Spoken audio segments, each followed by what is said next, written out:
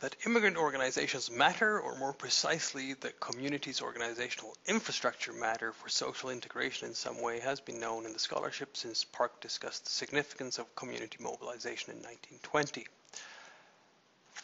Have I put you to sleep yet? Probably. This tutorial is meant to give you some advice about how to do an oral presentation, and this is not it. You should never ever do this. Sit down and read from a text. The text might be fantastic. It might be really brilliant and intelligent and engaging, but you're not going to reach out to an audience if you're sitting down and reading it in a monotonous voice like this. So let's restart this, and I'll give you some pointers and advice on how to do an oral presentation properly instead. I put some things on the whiteboard here for you to remember and take into consideration when doing an oral presentation. First of all, one thing, I'm standing up, I'm not sitting down. That standing up gives me more power to actually project my voice to an audience, because now I'm actually being able to use my entire core body. Secondly, do use some form of visualization. In this case, I'm just having notes, markers on a whiteboard, which is a very traditional and good old way of doing things. But you can use really PowerPoints, prezis, animations, any other type of tools that you want. For this tutorial, I just want to give you some ideas about how to stand, body language, and how to use your voice. So first of all, body language. You want to maintain eye contact with the audience, and all the audience. If you have several members of the audience, which I hope you have, then try to catch the eyes, or at least sweep across the room, so no one in the audience feels left out. You want to be able to guide the audience's eyes, which is what I'm doing when I'm holding this thing and doing like this. And that's when you use the visual tool like a PowerPoint or a Prezi or something. That's exactly to interact with the subject matter in a way that compels the audience to look away from you occasionally, because it's not all about looking at you all the time. You want to relax.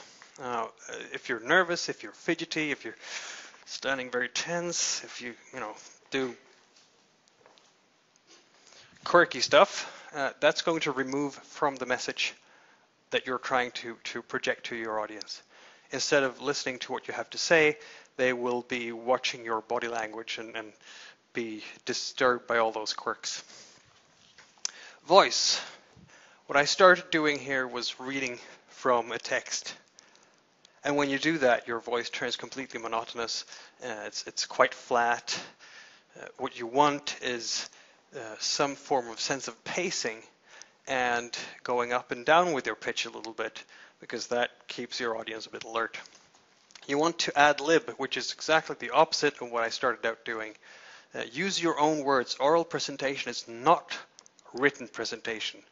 There's a huge difference between the two. And what works brilliantly in a text in terms of wording and phrasing doesn't work quite as well when you're doing a oral presentation. And finally, do some rehearsals, particularly if this oral presentation thing is something new to you. You really do want to rehearse so that you know how much time you have to say the things that you were going to say, so that you can pace yourself correctly. Because one of the most distracting things that exist is when you get to the last minute or so and you discover that you still have a ton of things that you want to channel out, and you just kind of rush through that. That distracts and disrupts the impression for the entire presentation, and that's a really bad idea. So pace yourself and make sure that you've actually delivered each piece in good order without rushing through it. If that means that you actually axe a part of your presentation at the end, that's fine, because the audience isn't going to know that unless your visual tools give that away, like having 10 extra PowerPoint slides at the end of of a presentation. In that case, you haven't rehearsed properly, and you haven't scheduled your PowerPoint presentation in such a way that it actually matches the time you have available to you. And I think that really ends my spiel for things to think about when doing an oral presentation.